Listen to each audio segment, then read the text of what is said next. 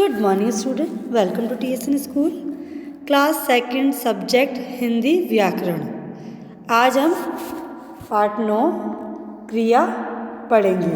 क्रिया को इंग्लिश में क्या कहते हैं? वर्ब। अब क्रिया शब्द आपको समझ में आ ही रहा होगा, क्रिया क्या होता है। क्रिया मीन्स होता है किसी कार्य को करना, मतलब कोई कार्य अपन करते हैं तो वो क्या होता है? क्रिया होती है। प्रत्येक व्यक्ति हर समय कोई ना कोई कार्य कर रहा होता है, मतलब चलना, उठना, बैठना, सोना, गाना गाना, पढ़ना, लिखना, ये सब क्या होते हैं? अपने कार्य होते हैं जो अपन करते हैं।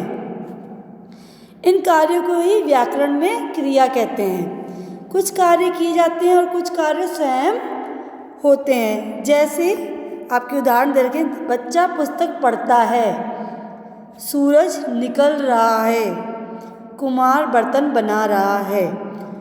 तो अब इनमें देखो, जैसे आपकी जो है पढ़ता है, निकल रहा है, बना रहा है, किसी न किसी कार्य होने का, किए जाने की सूचना दे रहा है, मतलब कुछ ना कुछ कार्य हो रहा है।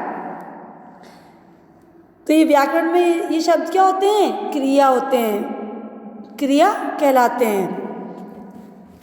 जिन शब्दों से किसी कार्य का करना या होना पाया जाता है उन्हें क्या कहते हैं? क्रिया कहते हैं। मतलब जहाँ शब्दों से पता चल रहा है कि रोना, हंसना, गाना, लिखना, पढ़ना, चलना ये कार्य हैं, तो इन्हीं शब्दों से अपन को पता चल रहा है कोई ना कोई कार्य हो रहा है, तो उन्हें क्या कहेंगे? अपन क्रिया कहेंगे। इस प्रकार लिखना, दौड़ना, हंसना, गाना, खाना, पीना, सुनना, रोना आदि भी क्या है? क्रियाएं हैं जो अपन करते हैं।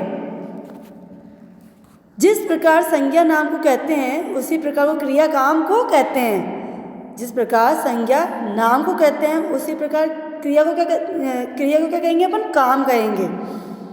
क्रिया के बिना वाक्य अपूर्ण रहता है तथा क्रिया वाक्य के अंत में लगती है।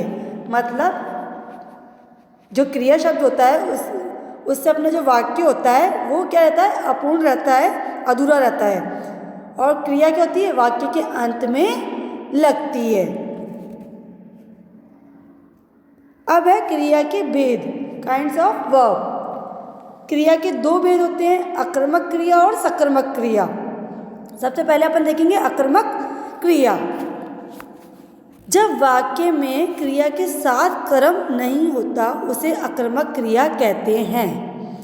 जैसे इन वाक्यों में हंस रहा है और बैठी है, ये आक्रामक क्रियाएं हैं क्योंकि इनके साथ कोई कर्म नहीं है। मतलब ये एक कहने का मतलब होता है, आक्रामक होता है एक अचानक से। जैसे कोई बात हुई, ऐसी बात हुई कि उससे राहुल हंस रहा है, मतलब ऐसी कोई बात हुई तो अचानक हुई, तो इसमें साथ में क्या हुआ? कर्म नहीं आया। ऐसे ही रोहित बैठा है, अब बैठा है तो बैठ गया, जैसे उसकी इच्छा थी बैठने की तो बैठ गया, तो ये भी सब क्या? आक्रामक, इसमें कर्म नहीं आया, तो ये क्या होगी? सब आक्रामक क्रियाएं होंगी जो अपने साथ में अचानक से होती है। अब है सक्रमक क्रिया, आपकी दूसरी है सक्रमक क्रिया। जब वाक्य में क्रिया के साथ कर्म भी होता हो उस क्रिया को सक्रमक कहते हैं। जैसे पिताजी अखबार पढ़ रहे हैं, श्री कृष्ण ने कंस को मारा। यहाँ पर प्रथम वाक्य में पढ़ रहे हैं, क्रिया का कर्म क्या है? अखबार। किसको पढ़ रहे हैं? पिताजी अखबार को पढ़ रहे हैं, तो इसके साथ में क्या हुआ? क्रिया जो हुई है वो कर्म के साथ हुई है। और द्वितीय वाक्य में मारा, क्रिया का कर्म क्या है? कंस ने, मतलब श्री कंस को मारा, तो श्री कृष्ण ने कंस को मारा, तो इसमें भी कर्म साथ में है।